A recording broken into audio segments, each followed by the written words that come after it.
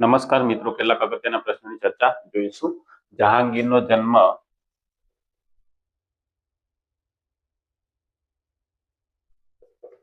ફતેપુર સિકરીમાં થયો. જહાંગીરનું મૂળ નામ હતું સલીમ. જહાંગીરનો રાજ્યાભિષેક 24 ઓક્ટોબર 1605 આગ્રાના કિલ્લામાં થયો. નુરુદ્દીન જહાંગીર કઈ પદવી ધારણ કરી હતી? ગાજીની.